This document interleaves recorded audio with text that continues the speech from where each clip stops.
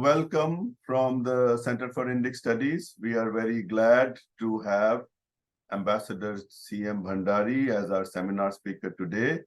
As you know, this is a very auspicious time in the Hindu calendar. We have entered what we call the Devi Paksha.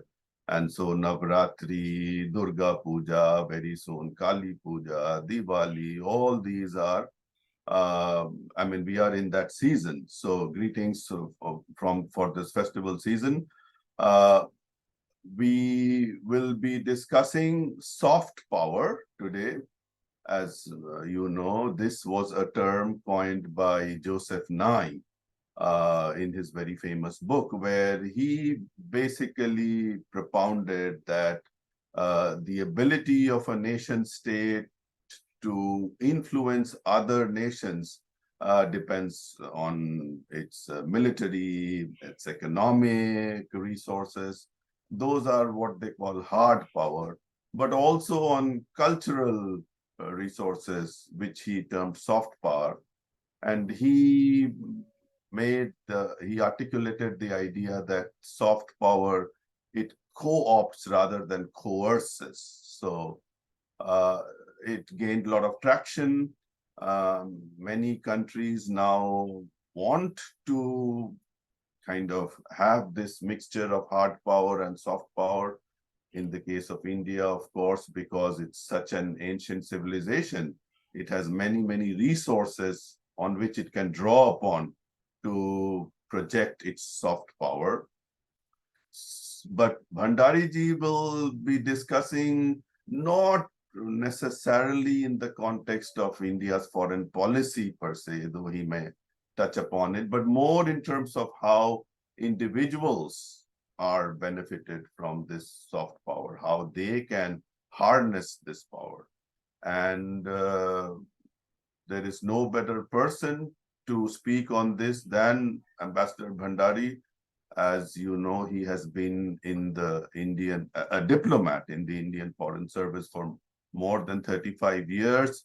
He was the ambassador of India to UAE, Lithuania, Cambodia, Poland, and he was also the Consul General of India in Toronto.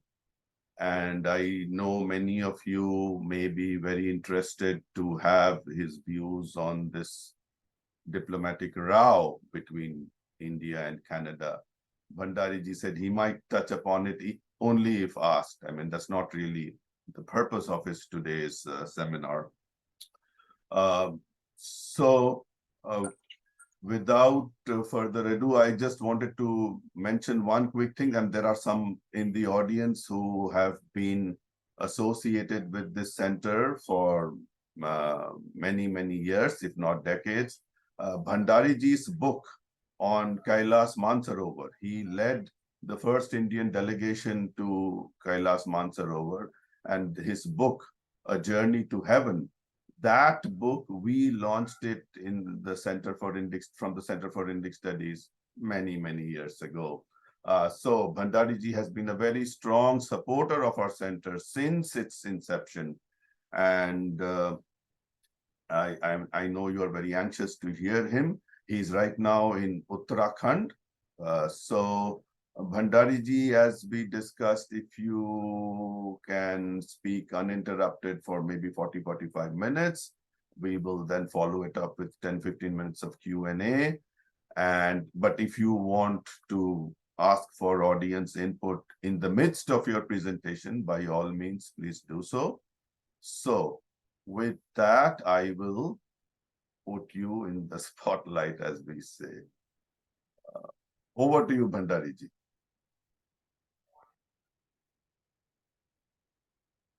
So thank you very much. I see that there is some trouble with my signal. So if you are, if the audio is not good, then hope in between, please. I am sure it will be short. But so I want to start with thanking Professor Balram Singh ji, because my association with University of Massachusetts started with Professor Balram Singh ji. And started with yoga only, the yoga program. So I'm happy that he's there, and perhaps he only suggested to Professor Sen Gupta that I may be asked to address. So thank you very much. Let me be very brief on several points because I want to get to the depth as to what is this concept of soft power. So when we look at the Brahmand, we say Prakriti and Purush. Prakriti, Jad, Jad Tattva, and Purush, consciousness.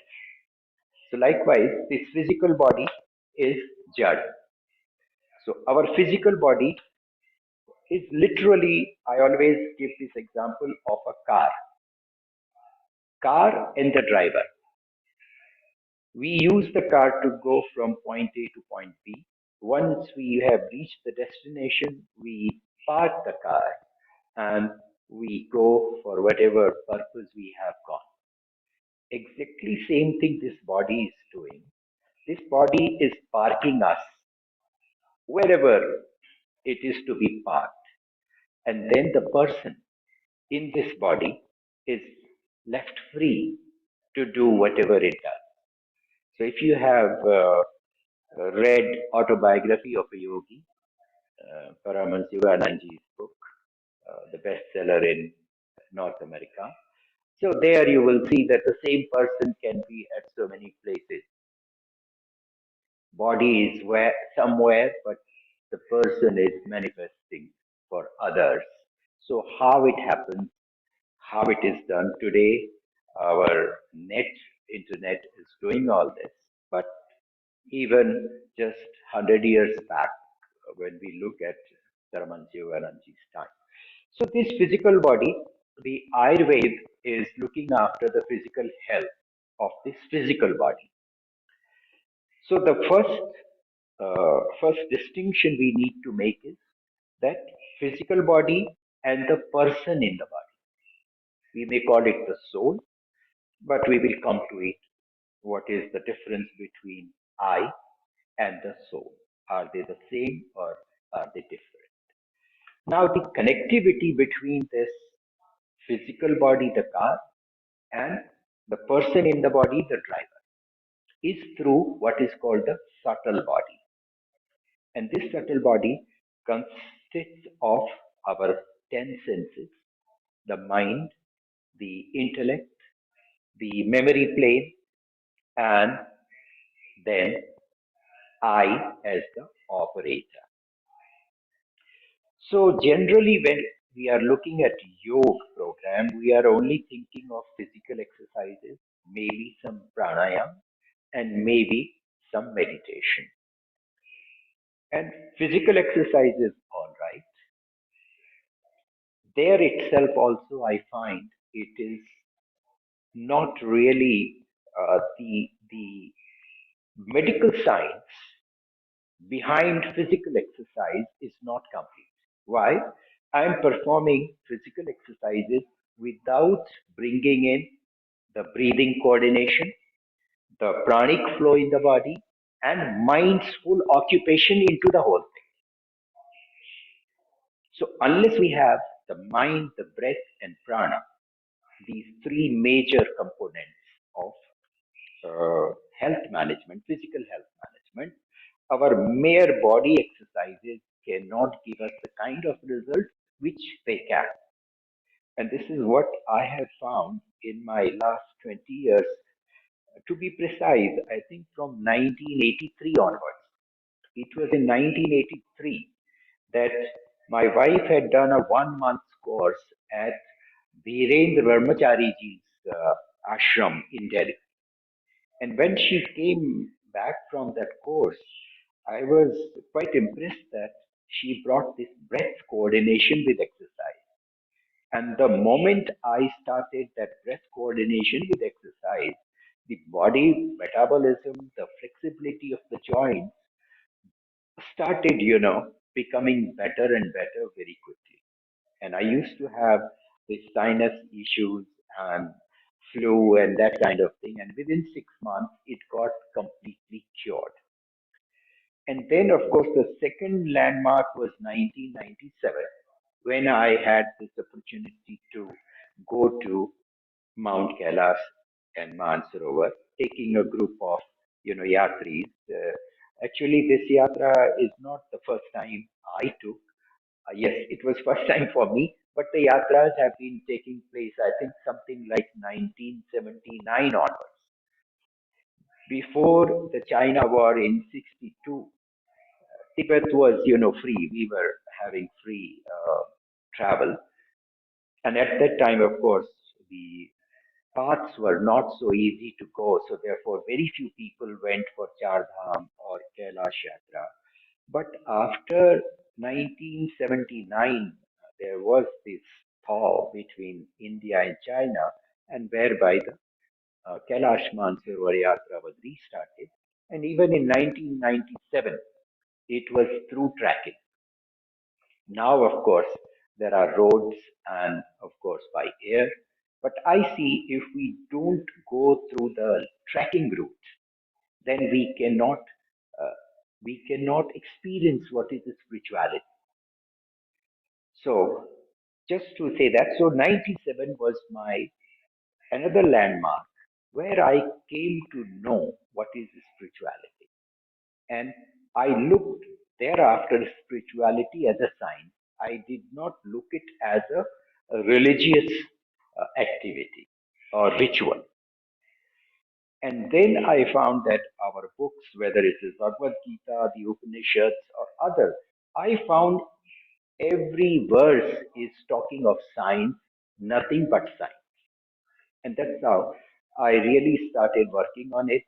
And that's how in Toronto, when I was Consul General, of course, this I can mention about the Khalistan issue. When I went there, yes, I was under RCMP protection.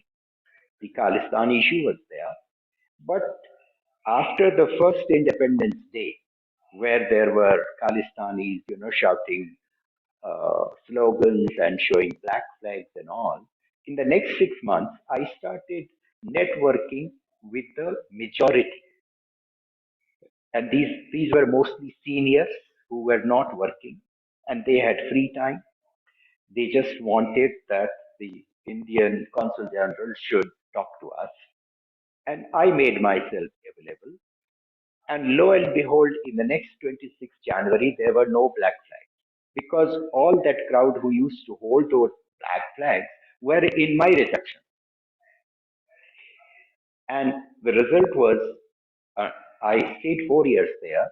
During 4 years, I was under RCMP protection, but after me, the RCMP felt confident that the Khalistan issue had been neutralized. So what happens is, people who are in trouble, they need support. And if government doesn't give support, then they, of course, are led into these hands. And these are all criminals and mafias, as we know. So I will not go much into that. So it is just a question of how do we handle, and we can't, what I think everything, so therefore I will leave it at that. But the only thing I will say is, in Toronto, the community asked me, sir, you talk very nice things. And I tell them that, look, I have lived these things my whole life. My childhood, in our family culture, a joint family,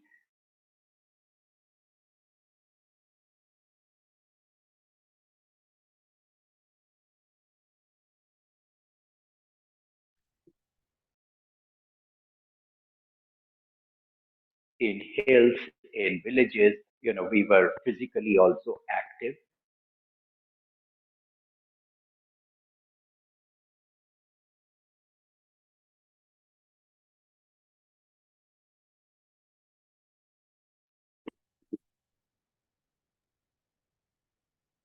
Brought that empathy, and they asked me why can't I put it down in a book, because they said you will leave after your tenure, and if you can script something, we can show it to our children. And that's how I scripted uh, Yog Shakti first edition in Toronto, where I was presuming several things. So the presumption was like this, that those times the tabletop computers had come. Laptops were not yet common, and cell phones were, there, but just phone. Not that cell phone also has become a complete, media.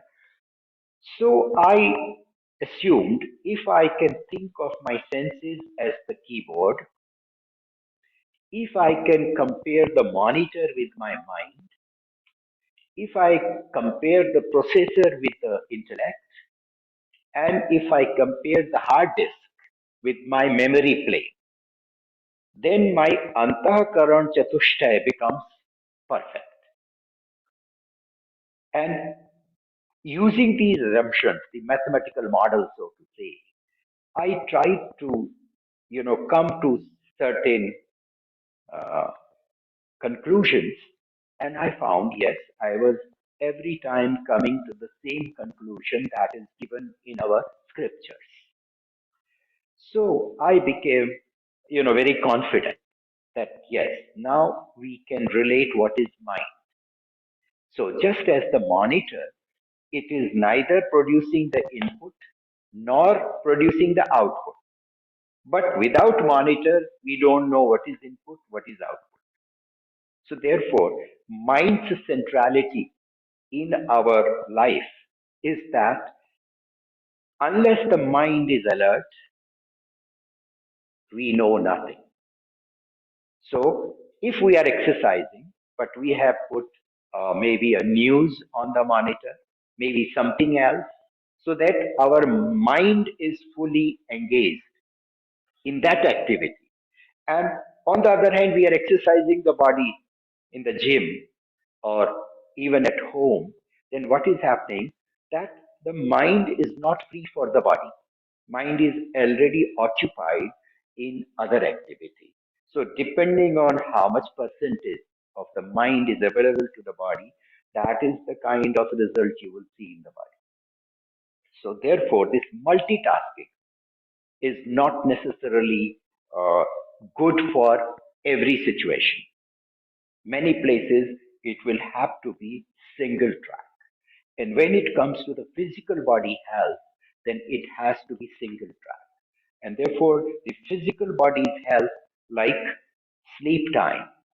So, sleep time, you should have no stress factor to go to bed.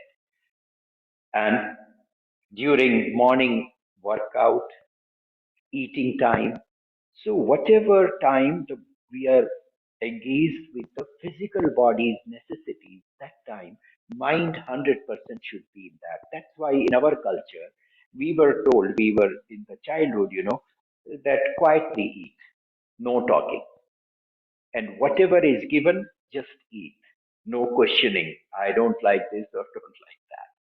So these are the kind of issues which today are affecting, and we don't know how these simple things are actually resulting in uh, so many kinds of imbalances in the body. So, therefore, this is centrality of mind. Now, this intellect and the memory plane. So, just like the hard disk without data, without software is of no use.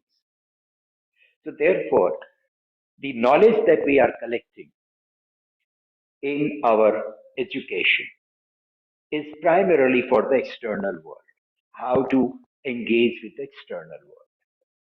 No institution in the world is giving education how to engage with yourself first. And yoga is all about engaging with yourself. Create that single unity within where these three bodies, the Sthul Sharir, Sukshma Sharir, and Karan Sharir. So these three entities, this is how yoga is, helping us to see the difference. The physical body, which is all seen, and which modern medical science is fully empowered to deal with. But when we come to the subtle body of uh, the working of the senses, what is called the इंद्रिय विषय, तो इंद्रियों के जो विषय हैं वो विषय किस तरह से मन के पास जाके बुद्धि के पास जाके और फिर किस तरह से वो हमारे अ, स्मृति पटल चित्त में उनका अ, उनका इंटरेक्शन चलता है और किस तरह से फिर वहां से the output comes. So this process really needs to be just experienced.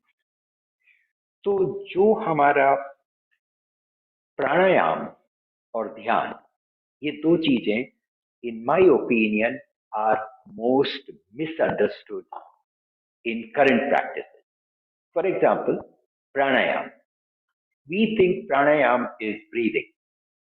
And I ask people, what do you think? What is pranayam? Yes, it is breathing. Breathe through one nostril, breathe through the other nostril. Anulom Vilom or Nadi Shodhan or any number of other names. So, pranayam, if you think pranayam as a breathing kriya, breathing process, then its name will be swasayam because we are dealing with swas, breath. But actually, pranayam is not about breathing. Pranayam is about pran. And therefore, this distinction is very, very important. In my, in the last 15 years of active involvement in this process, I have seen that the physical health is dependent on correct breathing. And 90% of people have no proper breathing now. They all breathe through chest and shoulders. Hardly people are aware that the breathing should be only through the abdominal movement in and out. And it should be our right from childbirth. At that time, the child is breathing only through the abdominal movement. But within 2-3 years, that changes now. Previously, it wasn't so because now we have become uh, completely inactive. The machine has taken over, and physical body is not being utilized for the purpose for which it is made. So, therefore, if you know proper breathing, your body metabolism will be good. The second point that you need to understand, uh, breath and pran. These two always are hand in hand. If you take a deep breath, the pran flow will also be deep. If you take a shallow breath, you will have a shallow pran inflow in the body. So in this way, if you go into the nitty gritty of it, then you realize that the breathing is a physical process, स्थूल क्रिया है, क्योंकि ये वायु एक तत्व, पंच महाभूत में एक भूत जो है वो वायु है. तो ये फिजिकल है और इसको हम physically we are fully aware of. But prana is subtle. Prana is not physical, we can't see it, but we need to experience it, and that is the purpose of pranayama. The purpose of pranayam is to exactly identify how this prana flow is happening. So the nostrils, the Ida Nadi and the Pingla Nadi, and then the Sushumna Nadi from the memory plane, how it happens, and how this prana, as I breathe in, whether I single nostril, both nostrils, if I breathe in, the breath is coming to the lungs. But the prana is getting trapped by the nadis, and the nadi are carrying, the Ida nadi is carrying diagonally to the left brain, and the Pingla nadi is carrying to the left brain, and the Ida nadi through the left nostril is carrying the prana energy to the right brain. So with each breath, the brain is getting its charge, current, and then through this, the memory plane is empowered, and now the outer flow starts with the Sushumna Nadi carrying this prana down. So that's where I do not agree that this, in the chakra awakening, they say that at the Muladhara chakra, you will transfer the prana from Ida, Pingla to Shusumna. No, that happens actually right here at the Agya chakra. So the Triveni is right here, which is also the seat of mind.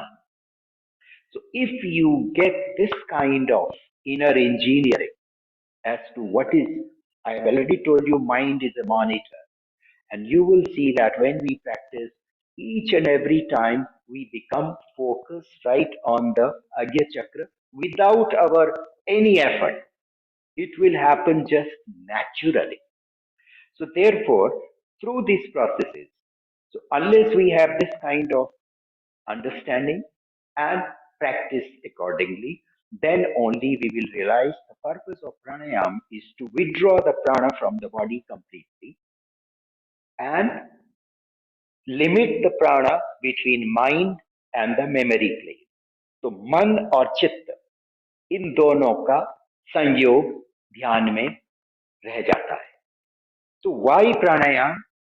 Primarily to put the body to standstill position, just like parking the car and releasing the driver free. So through pranayam, we put the body to complete rest so that now the mind will be completely engaged with our memory plane. And whatever is in the memory plane, whatever is in the active mode. So this also you should realize that our our memory plane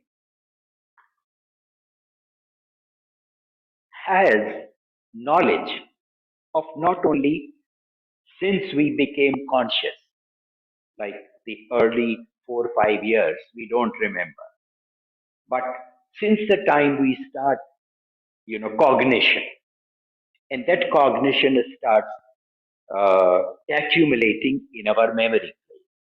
And as we grow older, it keeps adding on, adding on.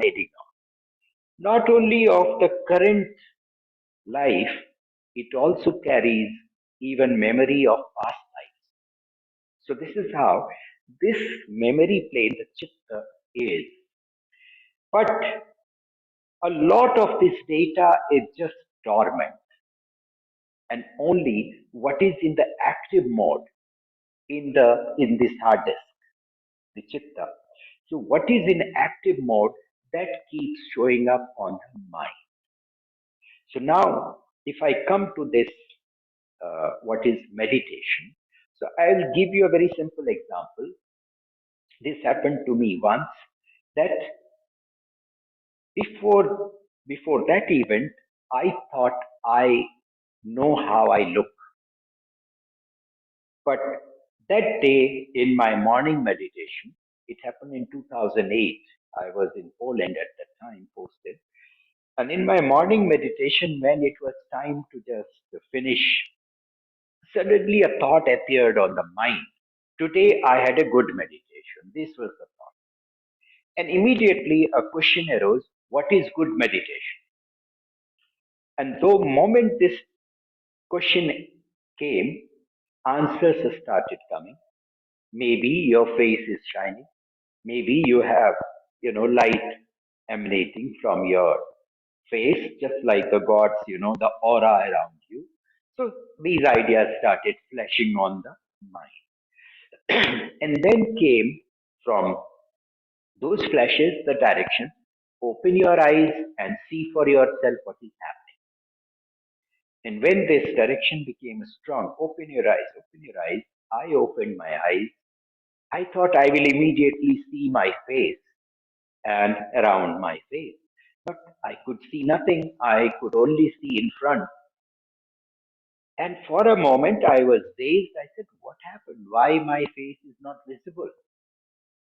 So I moved my eyeball in circles and still nothing. Then again I was dazed. And then came from within the reality. But where is your mirror? And the moment this thought came, without mirror, how can you see your face? I said, my God, I have not seen my face. And I'm looking at the mirror. The mirror is creating an artificial face. And looking that artificial face, I'm imagining my real face. So it was really that day a kind of, revolution. That what is this? I have to just to know my own physical identity. I am creating a imaginary identity. Why imaginary? Because the moment you remove the mirror, that identity is gone. It's imaginary. This is what is Maya. So first day I came to realize what is this Maya Sansar. तो reality क्या है और जो दिखाई दे रहा है वो जरूरी नहीं है कि वो रियलिटी. तो पहला बार तो जैसे ही ये मुझे हुआ, I asked my self, I am still in meditation, I haven't yet left it. So I'm giving you the example of meditation, that in meditation you can go to such uh, kind of board room discussions where questions are being thrown and answers are being given. So the moment this happened, that as a physics student, I said, look, if the mirror is not good, the face will also not be good. If it is a convex mirror, concave mirror, or irregular mirror, obviously uh, your reflected image will be distorted. And looking at the distorted image, I start fixing my real image. And then this thought came, when you can't see your physical face, which is physical, what are you doing in meditation? How will you find that soul who is nirakar, who has no body, who has no face? तो जो भौतिक है, दिखाई दे रहा है, स्थूल है, उसको तक तो मेरी आंख नहीं देख पा रही है. तो ये आत्मा जो कि निराकार है, अगर मैं कहूं कि मैं सेल्फ रियलाइजेशन के लिए मेडिटेशन कर रहा हूं कि मुझे अपनी असलियत का पता लग जाए, तो how is it possible? And then when I was again in a kind of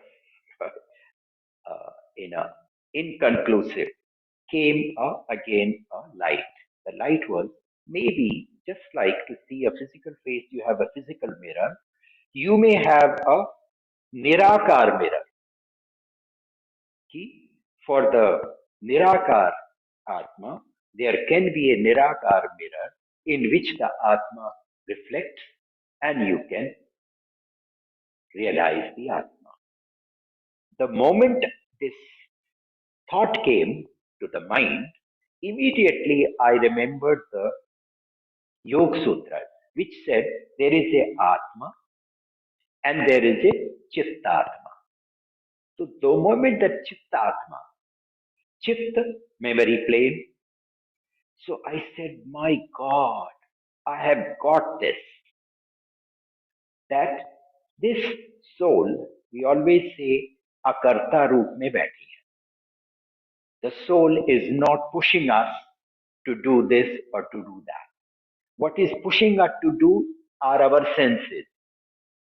The senses create desires for us, and those desires become in our memory plane, and those desires will become strong, which make their room in the memory plane in the hard disk. Then those desires start becoming active, and they will keep pushing you. Come, let's go. Come, let's do this. Come, let's do that kind of thing. So that day I came to this beautiful, kind of realization that, okay, now you have got the understanding what is soul and who is I. So just as to see my face, I create a reflected image of the face. So likewise, this my soul, pure, all knowledgeable. The moment it is reflected in this chitta, which is a mirror, then this soul assumes all the attributes of the chitta. And what is chitta? Chitta has all my accumulated memory, knowledge, and out of that knowledge, whatever software I have generated, which means whatever experiences I have gained, those may be good experiences, those could be bad experiences also. So, whatever is my, we can say, स्वभाव, इसी को कहा जाता है स्वभाव, कि आपका character क्या है, स्वभाव क्या है, आपकी थॉट प्रोसेस क्या है.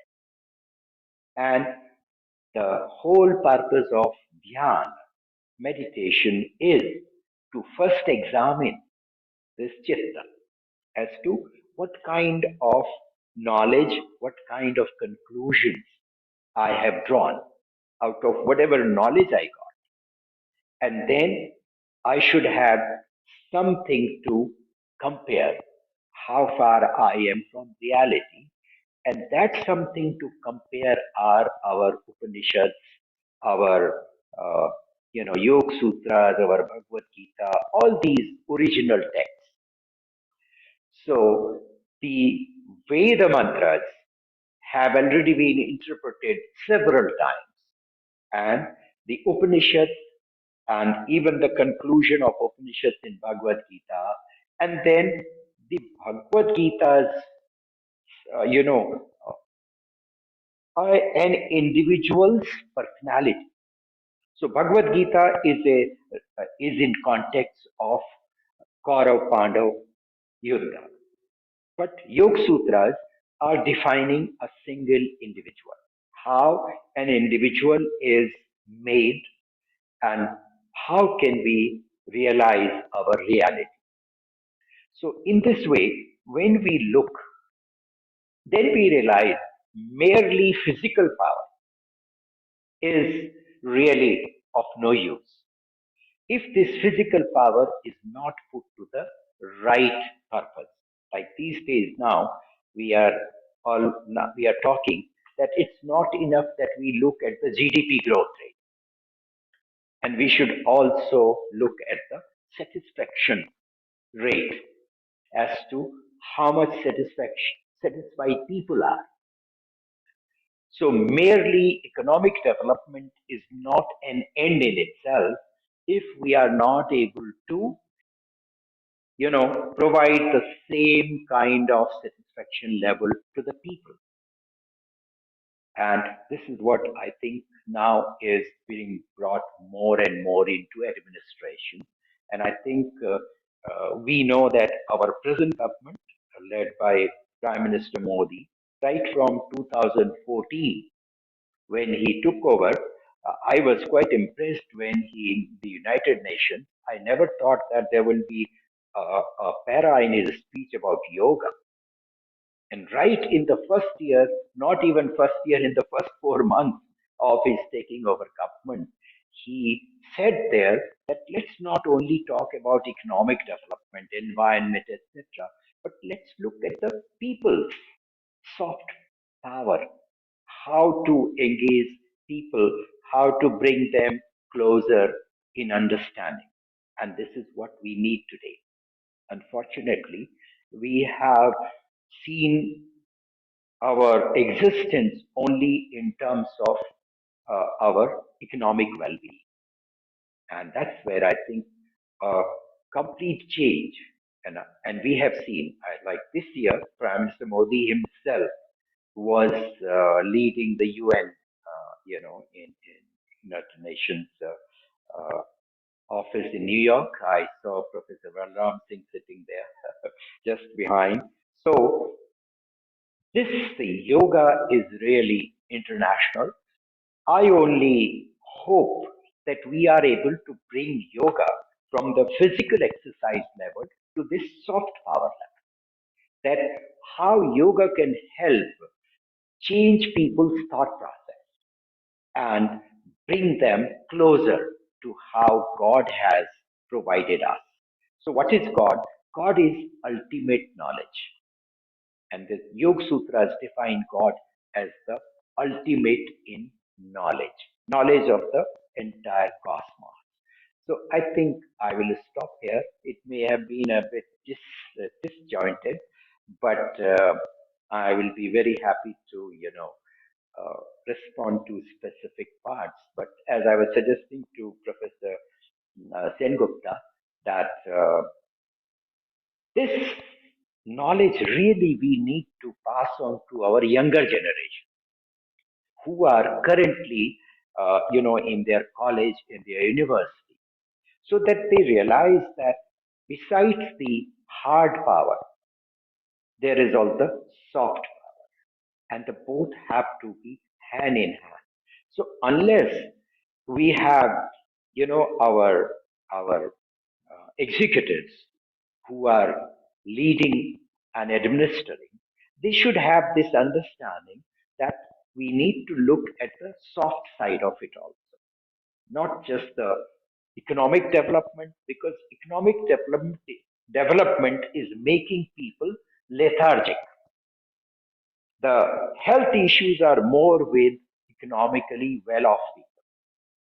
Health issues are not so much with the poor class of people because they are struggling. Their body is constantly, uh, keeping itself alive. But uh, if we can also give them that support, that at least health wise they have 2 meals a day to eat and a good night's sleep, then that's what this body needs for maintaining its natural health. But of course, our thought process these days is affecting the physical health. 90% of diseases currently are only because of perverted thought process. We are so far away from reality, do not realize that physical body has no problem. Problem is improper breathing. Problem is improper posture of the spine because nervous system is all guided from there. Problem is not having this clarity of mind's role and how decision making is happening in an individual. So this is what we.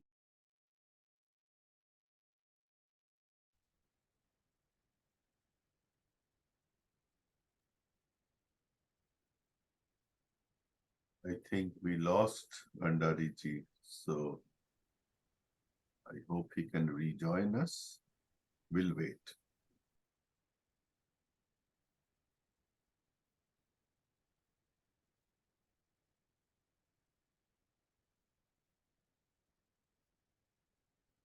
Maybe you can begin some conversation. Oh, he's back.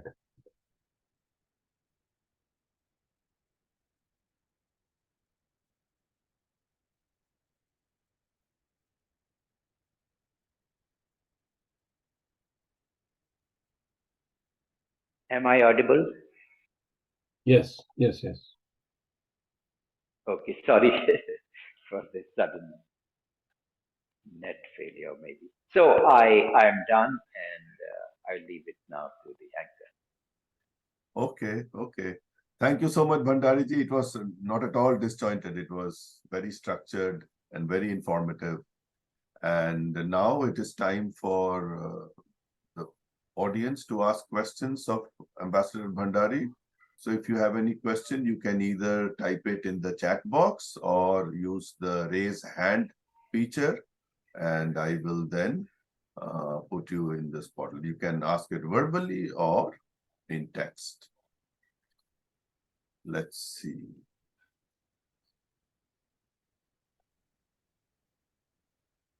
So while you are formalizing and structuring your questions, Bhandari ji, let me ask you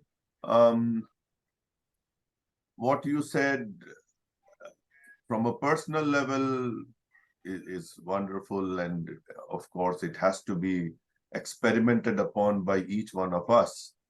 But as a collective, whether it be a nation state or United Nations or whatever, how does one go about at the collective level?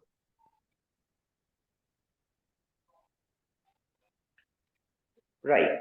Good question. So this collective level will come only after we understand the reality. So these days, we are not looking at reality of human race. So we have divided human race in nationality, in religion, and like that. So therefore, when I always say, when we go to the hospital, we never ask whether the doctor is of the same nationality or same religion. When we have blood transfusion, we don't ask, do we have the same, nationality, same religion blood that is being put in our body. Hospitals are not marked by religion and so on. So this human body is universal. How can make human body a nationality or a religion? The nationality and religion are all in the thought process. This has come. This wasn't there. Actually, when you look, the the Vedic knowledge is the ultimate knowledge. Nobody has yet been able to point out that no, this is where it has given wrong information. So therefore, unless and until we have this recognition that look, as human beings, we are all same, but it is our thought process that changes us. So if I go to a mosque, they brand me as a Muslim. If I go to a mandir, I'm branded as a Hindu. But for me, I always said I was quite happy to go to the mosque, follow their rituals, understand, go to the church, follow everything, understand. So why can't we give this to the younger generation that look, you freely explore and come to your own conclusions, what appeals to you, rather than giving this, no, no, no, you are a Hindu, so you must carry. I mean, I was last year in the US and I found some of our friends, they said we were Hindu flag. I said, no, no, no, I'm sorry, that is not our purpose. Our purpose is universal, Sanatan, universal. So therefore, the human race is universal. And therefore, we should have this, it has to come now from the leaders who have to realize this truth and preach that truth and not that like in the last 12 days now what has happened in between Hamas and Israel, we are seeing it, and how these clergies from the different their places, they are shouting. So this is what leads to all the dis, dis, distortion of reality. Thank you, Bhandari ji. So we will now go to Sudhir ji. Sudhir ji, if you can unmute yourself. Bhandari ji, I just want to acquaint you that I am a practicing what I will call a Western medicine. What actually Professor Sengupta has labeled me as a Western medicine physician. So yes, I was trained in Delhi, and I grew up in Delhi and then moved to UK and then USA. Now I have been here more than 50 years practicing Western medicine. So I was never acquainted. I mean, even in those days, of course, pranayam was. I remember going to some of the Hindu Mahasabha, sabere, in the morning, we used to exercise with that danda and had to wear shorts and a banyan and go into the parks. And Right. later on, of course, as I got into medicine, I lost all of that. I still exercise. I walked like before your talk, I walked about 5 miles this morning, but Wow. I don't practice pranayam as an awakening discipline. I still don't do it. I mean, I understand. I'm very impressed with the way you logically explained it, that it is actually awakening, whether we want to call the Kundalini and the Tantric or the Vyavharik Jindagi and just the internal spirits. But pranayam has just been looked at as a physical exercise. And I don't know if any of the medical schools are even in India are implementing some of the very simplistic, not a very detailed yoga discipline, because people would say this is not Western medicine, but some simple practicing things which would help us to understand and awaken the need to go deeper, which I have now done. But I'm so old that I can't use this into practice that much, excepting for myself. So I'm looking for comments from your side for that. Right. I thank you very much for your, bringing this, because I find that modern medicine generally in India also, our allopathy doctors are not very friendly. But now, of course, with Prime Minister Modi making a separate, Ayush ministry, and so yoga, Ayurveda practitioners are now being brought to government hospitals and so on. But I still say that they are only doing the physical, they're dealing at the physical body level. Whereas I have conducted now several workshops for medical professionals, and the moment they themselves say that within 2, 3 days, several of their own disorders could be fixed. Disorders like knees, back issues, cervical issues, frozen shoulders. So when you have these problems, the entire nervous system gets restricted. The moment nervous system gets restricted, the brain is unable to monitor each and every organ, each and every cell, and therefore the functioning is slowly. And if we start treating with medicine, then the nervous disorder cannot be fixed with medicine. And I have seen so many cases where, because of the medicines in India, you know that how medicines is prescribed, without any kind of judicious restriction, that the situation becomes so grave, and then they are told, sorry, ye koi la ilaj bimari ho gayi. And and some of them come to us after a few years of the treatments, and I look primarily, the first thing I look is how much breathing is there, because if you do not have sufficient breathing, I had one case where one lady brought her husband, and she said, sir, 5 साल हो गए, 5 years, and now my husband can't walk, और उनकी speech भी खत्म हो गई थी. खत्म होने का मतलब इस तरह से बोल रहे थे, मतलब it was non cognitive. And it took me 3 days to bring his breath back. And the moment the breath came back, his speech became okay. He could speak words, cognitively. He still was unable to utilize full brain memory. Right. But at least whatever words he could make, he could speak. His speech became clear.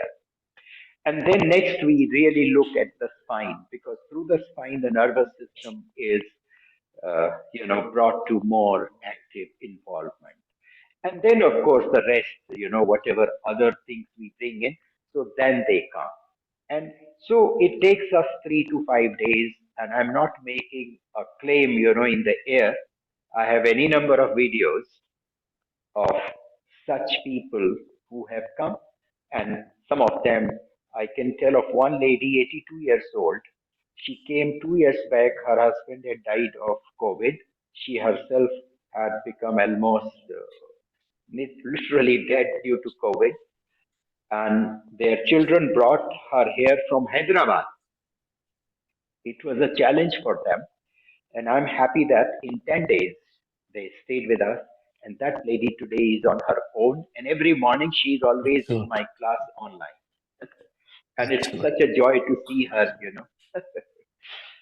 so, so this is how it is. So this prana thing is not, I can tell you, I have a center in Poland. I retired from Poland, But one Polish gentleman became very fascinated with this. And in 2012, we started our center. And in 2013, the Medical University of the city became our partner. It so happened that one doctor came with his wife, who was a psychologist, and when he himself was a pediatrician and a urologist of international fame, and he says when he heard about this mind and prana and how it is takes place, he was fascinated. He says we have no such concept. Yes. And these are very new things for us. And he became so impressed that for entire 7 days he attended every session. And thereafter he took me to the president, and so we discussed. We actually held a workshop also for their doctors, medical doctors. He said, "Look, I can't let you with the students because that is ministry's, uh, mandate. But my own doctors, I can let you speak to them, and we can talk." So like this. So thereafter, we had four conferences consecutive every year, international conferences presenting the science in yoga and Ayurveda. And after that, of course, this COVID thing really disrupted everything. So it is like this. So these things are 100% medical science. The only thing is we haven't presented it the way it should be presented. So we talk of this Kundalini, Jagran, and Yoga Nidra and things like that. No, that is not yoga, because these Kundalini, Jagran, and Yoga Nidra, these two words are not there in our Vedanta. These are, as I said, in the last 500 years, these concepts have come. They are primarily for those restless people who are restless, and just to calming them down, maybe it is, yes, it is useful.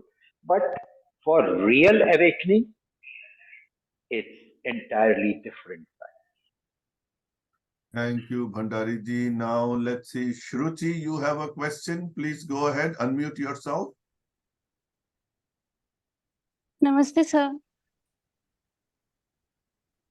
Sir, can you hear me? Yes, we can hear you fine, Yes, please. Yes, sir. So my question is, ये जब हम ध्यान करते हैं तब तो बहुत easy होता है, कंसंट्रेशन, आई मीन फोकस वगैरह सब कुछ, पर नॉर्मल बाकी की डे टू डे एक्टिविटीज में हम अपना ध्यान कैसे बढ़ा सकते हैं और कैसे उसे बेटर कर सकते हैं ताकि हमें ज्यादा बेटर आउटपुट्स मिले हमारी बाकी एरियाज ऑफ लाइफ में? Thank you sir. जी, बहुत अच्छा प्रश्न आपका है। देखिए, ध्यान एक क्रिया है जिस क्रिया में हमारे इस शरीर में जो मैं नाम का व्यक्ति है, सब the I in this body. So who is the I in the body? The I in the body are my wishes, my desires, what I want to do. So the moment this soul connects with my desires, that becomes the I. And generally we are all the time in action mode, जो हम कहते हैं कर्ता, कि हम स्वयं में हर समय कर्ता बने हुए, सोते हुए भी कभी कभी हम कर्ता ही बन जाते हैं, कि जो जागृत अवस्था में काम पूरा नहीं हुआ, सोते समय भी वो काम दिखने लगता है. तो ये जो कर्ता भाव है, ध्यान में कर्ता भाव को दृष्टा भाव में बदला जाता है. So when we meditate, meditation is a position where the person withdraws himself or herself completely from his memory plane. तो जो हम प्राणायाम की क्रिया करते हैं, उस प्राणायाम की क्रिया के माध्यम से हम मैं नाम के व्यक्ति को उसकी सोच से अलग कर लेते हैं, और वो अब डिटैच्ड होके बैठता है. और क्योंकि माइंड और मेमोरी प्लेन आपस में दे आर कनेक्टेड, तो whatever is in active mode in the chitta in the memory plane, it starts flashing on the mind. So what I can say कि जो आपका past है, past means past from this moment, all that is already recorded here. And I'm sitting in meditation. I have become a detached person from my this memory plane, but memory plane is flashing on the mind. So I become an observer of my deeds. तो इस तरह से जो meditation time है, it is a time of reflection. जैसे हर corporate body में morning में एक मीटिंग होती है, the task for today, and it ends with reflection, reflection, what all was achieved during the day and what all could not be, and so that will determine tomorrow's next day's agenda. So same thing, this morning evening prayers का जो हमारे यहाँ सिद्धांत था पहले हमारे परिवारों में, जो हमने अपने बचपन में देखा, और happily I have maintained that culture even now. But now that culture is less of worshipping gods, though I still do the rituals. But while performing those rituals, my thought process is continuously on looking what is the reality and how am I going to, जो आपने कहा कि हम ध्यान में तो वहां ठीक लगता है, लेकिन जब काम में करते हैं उस समय उसको भूल जाते हैं या वो नहीं होता. तो ये चीज थोड़ा मतलब इतना सरल नहीं है कि 2-4 बार के ध्यान से वो ठीक हो जाएगी. भगवत गीता कहती है हमारी इंद्रियां बहुत बलशाली है और हमारी इंद्रियों के द्वारा जो इच्छाएं पैदा की जाती हैं, इन पर अंकुश लगाना is really a Herculean task. So therefore, this daily meditation is a necessity even at my ripe age of 75 years today. Actually, today I have turned 75 completed. So even today, I find it is not always possible कि ध्यान में जो direction मिली practice में हम उसको reflect कर पाए, लेकिन incremental changes continuously happen. So therefore, treat meditation as a incremental, and the change may become visible maybe in a year, 5 years, God knows. It may be one day. It all depends what the issue is. The more complex it is, the longer it will take to really, empower our intellect to overcome the weakness about our desires. Thank you, Bhandari ji, and thank you for including us in your 75th birthday celebrations. We gained a lot from your wisdom, experience. No, it's just. Okay, Bhandari ji. It's just that, yes. Our next question is from Kamlesh Kapoor ji. Kamlesh ji, please go ahead. Yeah. Namaste ji. Happy birthday. Tomorrow I am going to be 85. Thank you. And I'm doing yoga. Wow. And my Great. actually comment is that it is not just physical. If we explain to children that it is a psychology, you see, because you are aiming to change your manasthiti. So personally, I have all kind of ailments, and I'm living with them. But from practical point of view, Murcha Pranayam, preceded by Nadi Shodhan and Kapalbhati, it reduces blood pressure about 20 points, and pulse also. So I do that when there is a kind of panic kind of situation. And meditation as part of, from Vigyan Bhairav Tantra, which is quite ancient, I believe, not 500 years old, maybe more than that. We follow certain I follow meditation program where we focus who am I, my identity in relation with the divine entity and my place. So I am, I move, I can. So that kind of thing. And it works very well. Right.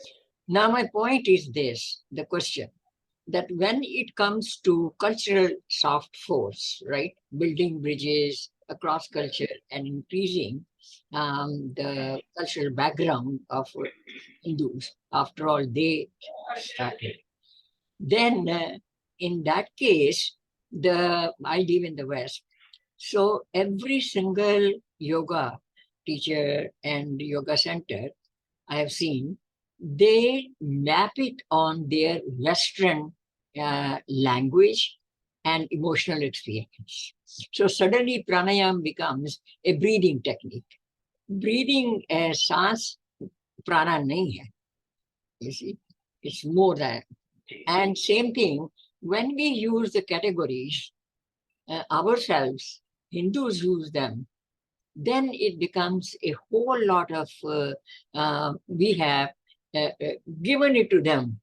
In other words, we have removed our Indian Hindu roots, Sanatan roots from the yoga. And then the second question is, unless, and you explain how to bring the other limbs before the asana and pranayama, because it emanates as the fourth or fifth limb. So the first three limbs have to be explained as part of the yogic knowledge, or even in practice when the people are doing it. I hope I. बिल्कुल बिल्कुल ठीक कह रही हैं आप. जी जी, yes yes, you are very right कि जो फर्स्ट लेम्स यम नियम आसन, तो यम नियम अपने में बहुत जरूरी है. They are really, I mean they are the starting point. And without having, so yam and niyam are primarily working at the psychic level, which you rightly pointed out. कि योग तो है ही, जो entire योग सूत्र है, the entire psychiatry, the science of psychiatry is already, enshrined in the yoga sutras, 100%. बाकी जो आपने कहा उसमें तो कोई दो ओपिनियन नहीं है, लेकिन भस्त्रिका आप कितनी देर कर लेती हैं? How long can you do your bhastrika? I reduce it to 2 breaths in a minute. Instead of 16 Sorry, breaths. 2 breaths. Yes. नाड़ी शोधन से 1:4:2 की रेशो में नहीं नाड़ी शोधन नहीं, I'm asking about bhastrika. Bhastrika, how long? 1 minute, 2 minutes, half an hour, कितना देर करते हो आप? 5 minutes. 5 minutes. 5 minutes, yeah. 3 set करते. भस्त्रिका में 3, yeah, okay, 3 rounds. 10, 10, 10. Sometimes 10, 15, 20. Good. That kind of thing. Yes, Bhastrika is good, fine. good. Okay. Retention of CO2, that is what is more important when I am disordered, because you are retaining and oxygenating the whole body. And I can do 2 hours of gardening. I will only. And, the point is, my point is not my personal experience, which is very positive. But my question is, how do we transfer it in a real scientific way instead of making it a commercial two-pointing breathing technique and sitting exercises? It is not exercise, and it is not, it is exactly the opposite of it. Right. So breathing increase होती है और योगा में breathing decrease होती है. So it is the opposite. Correct.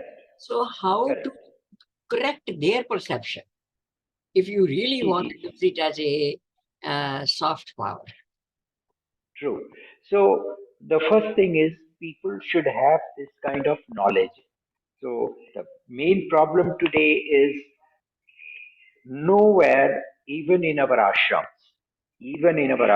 ashrams, this kind of depth is not coming. So it's just, yoga, yoga, yoga. They don't even say yoga.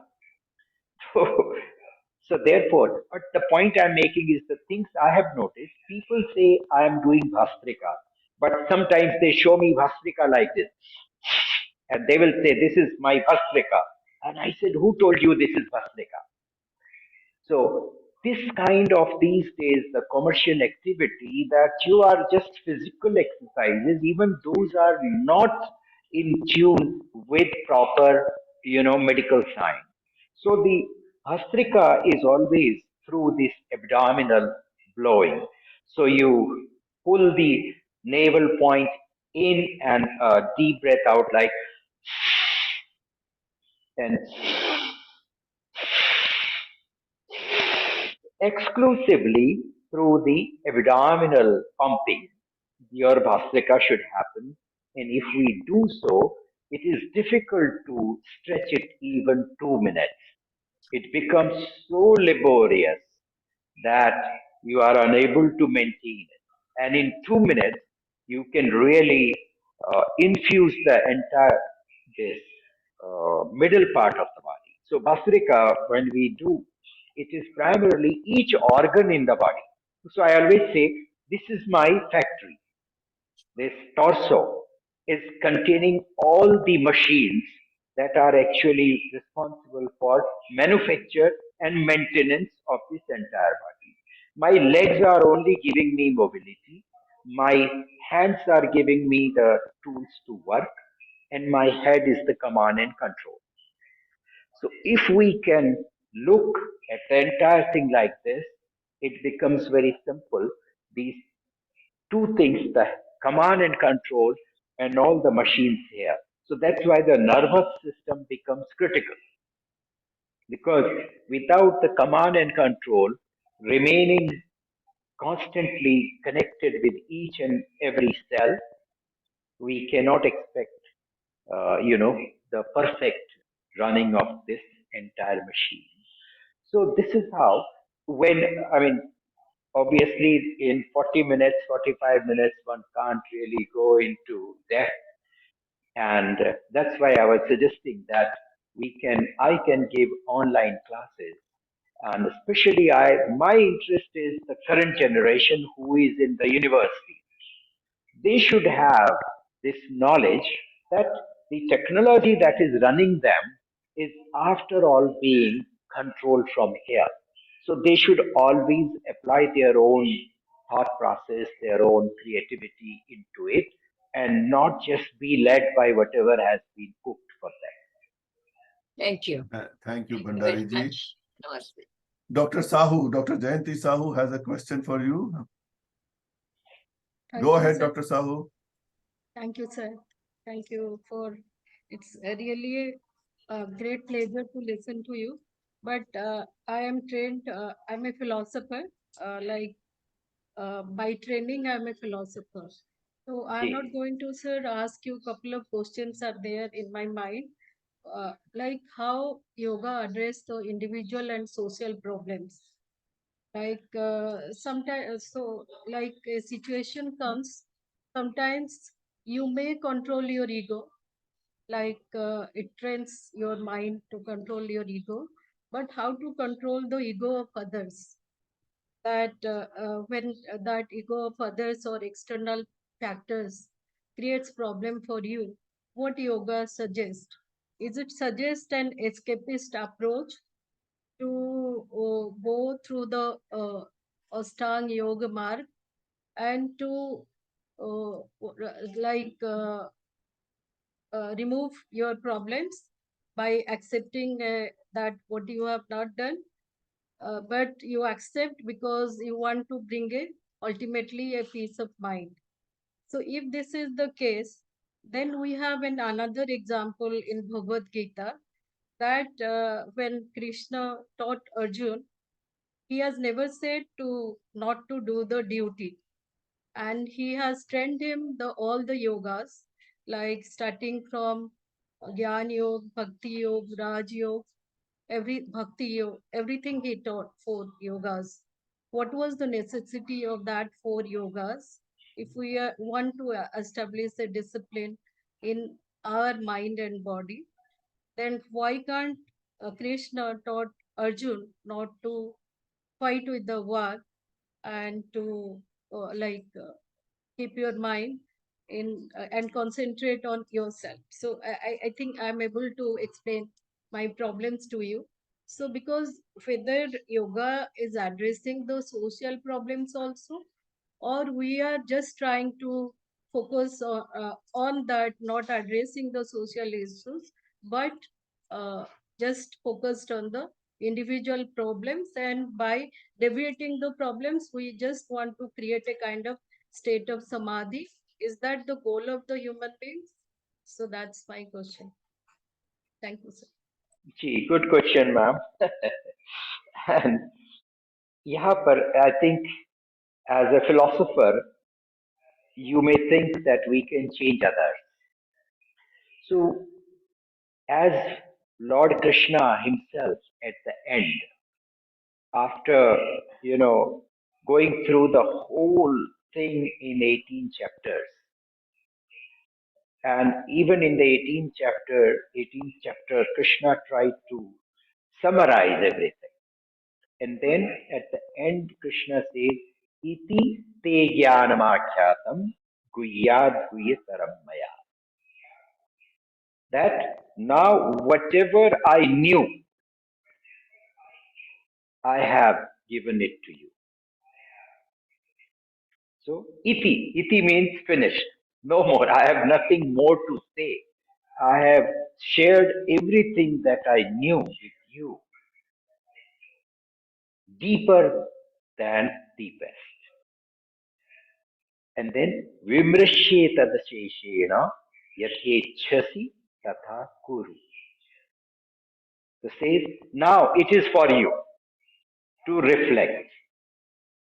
विमर्श विमर्श करिए अपने से विमर्श करिए so discuss within, think within yourself अशेषेण leave nothing aside कि जो काम का लगा वो तो कर लिया और जो वास्तव में था उसको छोड़ दिया ऐसा नहीं होना चाहिए अशेषेण and after that यथेच्छसि whatever is your wish do that. So Krishna didn't say now you fight. So therefore we can only help others, ego, especially the ego part. But whether the person will change or not is not in our hand. That the person has to do himself or herself. Now, when you are looking at the social problem, I look it at the family problem. Social problem is very far. These days it has become real family issues that family members can't see eye to eye. Their viewpoints are poles apart. So therefore, unless you have the yoga ability to know reality, what is reality? Because as I said, yoga is helping us to come back to reality. So unless people understand my reality, what it is, I am born, I am fighting for this wealth and all that. After all, one day I will die and leave everything behind. So unless we reflect, unless that comes, it is not going to happen. So therefore, the yoga science is the basic knowledge that such people need to first have. Only then we can. But so therefore, my approach in my own family, in my own extended family, is this: that look, I can only share my experience. I can only tell you that yes, I'm prepared to, put my ego down. That I can do. But thereafter, it's for you to decide what you will do. तो ये जो चीज है कि हम we can only influence, and influence is always in persuasive ways. You can't force. If you force it, it will one day again, react. So therefore, only through the results that are got through persuasion, that the other person is made to not only just believe, but in due time the person becomes convinced कि यार इन्होंने बहुत अच्छी मुझे सलाह दी या बहुत अच्छा मेरा लिए किया, तो वही लास्टिंग होता है. And this is what I see in my own programs, that we have such large number of people who are, frustrated and in utter depression. And the only way to bring them out is to make them understand that, look, you can only change yourself, but you can't change the other person if the other person doesn't want to change. You can try, you can influence, do whatever you can. But thereafter, if it is not happening the way I want, I have to accept it. So therefore, योग हमें यही बताता है कि I can change my destiny, but I can't change my children's destiny. So we should, as parents, also not think that we are responsible for our children's destiny. No. Each individual is carrying his or her own destiny. And it's a coincidence, it's संयोग कि कौन हमारे परिवार में जन्म ले रहा है, कहाँ हमारे रिश्ते बढ़ रहे हैं, क्या हमारा सोशल सर्कल बन रहा है. These are all संयोग.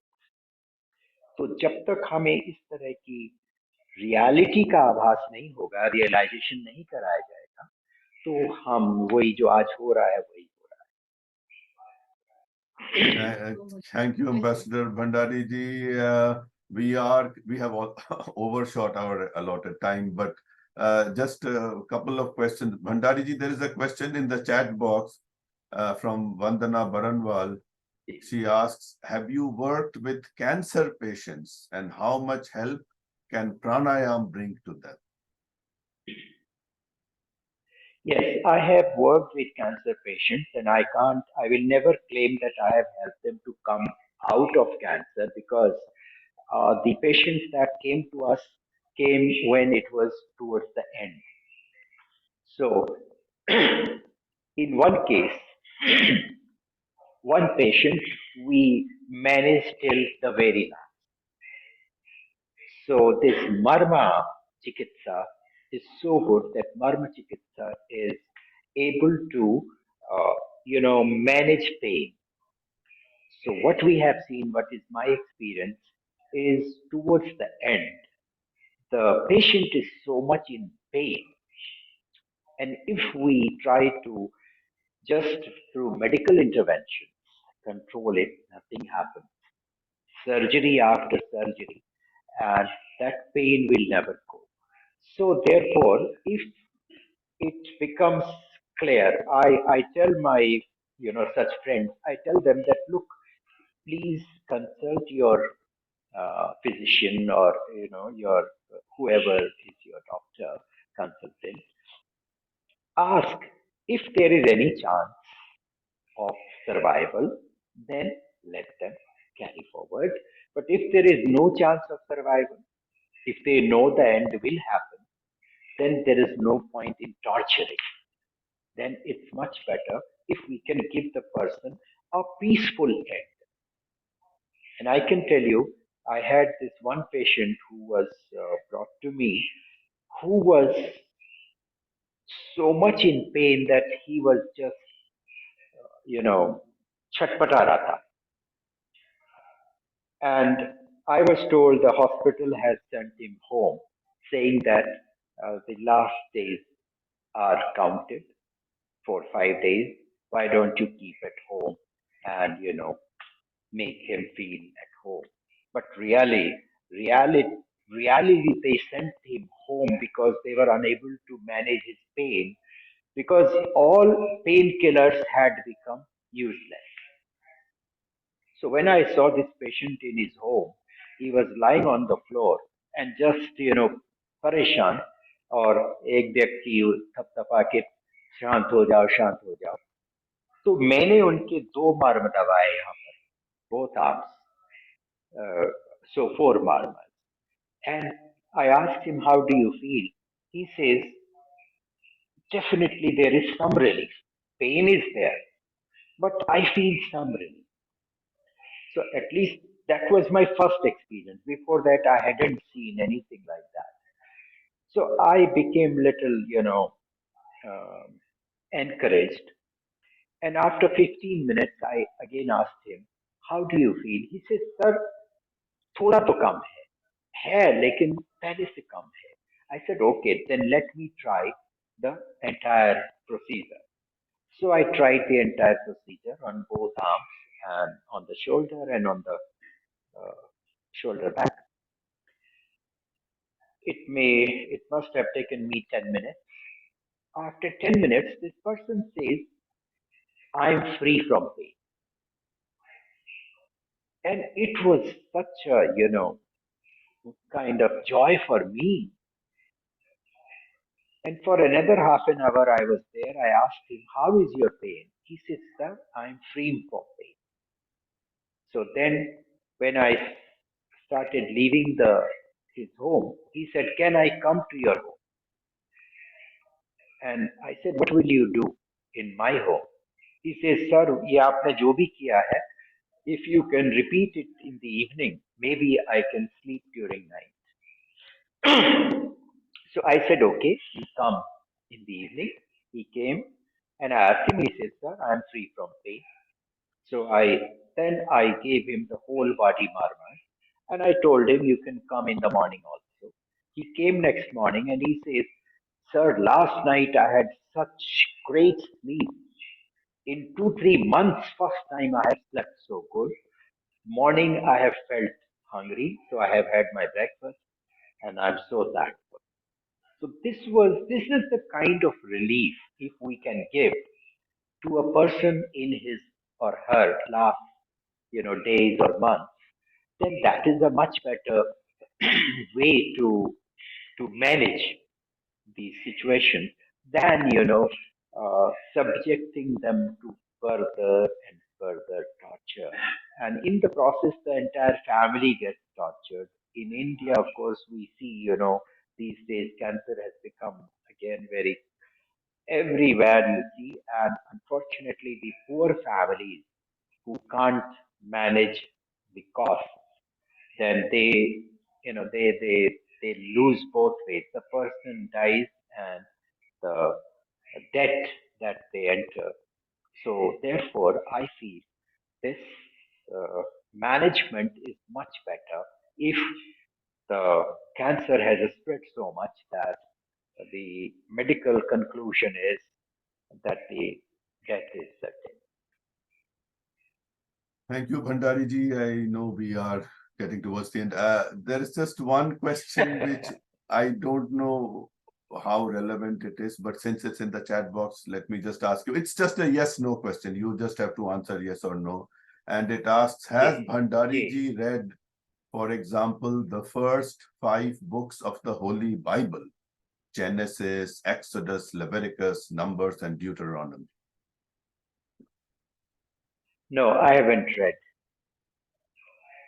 So with that, let us thank Bhandari ji once again for this wonderful presentation, and that too on his 75th birthday. There are some messages for you in the chat box wishing you a very healthy and long life. And so as is our tradition, we will upload this video on our website in a day or two. And our next seminar will be on November 8th. So if you can put it on your calendar, same time, 10 a.m. our time here, which is 7:30 p.m. IST. And Dr. Sudhir Bansal, who's in our audience today, he will be the presenter. I will send you the details. So with that, Bhandari ji, thank you so much. And we will carry our conversation. If I can just... Sure, please. Yeah, if I can take just 1 minute. And this is what I want to say, that in my own practice, what I have really enjoyed this 75 years is happily I hadn't yet had to go to a medical doctor, and happily even today I don't take any medicine. Sometimes the vitamin supplement, notwithstanding, uh, whether it is fever, whether it is aches, etc., everything is treated naturally. So without recourse to medicine. So that is the kind of confidence this yoga and Ayurveda knowledge together gives us, that we become master of our body and we do not let this body go in other hands. So always be in this, mental state that my body, this is exclusively mine, and I should really look after my body. And if we have this uh, practical knowledge from Yoga Ayurveda, then that is the original knowledge of this physical body, because this physical body is not man made. I always make this statement: this physical body is not man made, it's designed by nature and that Purush, and all the laws for this body are decided there. So, therefore, if we can hold on to this, and if you can be continuously experiencing this, I'm hoping that whatever years I want to live, I should be able to decide, and I should be able to say, yes, now it's time to say goodbye. So, that kind of uh, mindset, this yoga science, if we are deep into it, will be able to develop. And whatever is our, whatever takes shape in our thoughts, exactly same thing happens. So that's why yoga is all about, uh, transcending the thought process towards the reality. And if the closer we get to the reality of this universe, then we are our own masters. So with that, thank you very much for this opportunity, and thank you, Professor Sengupta, for inviting me and making it possible. Thank you so much, Bhandari ji.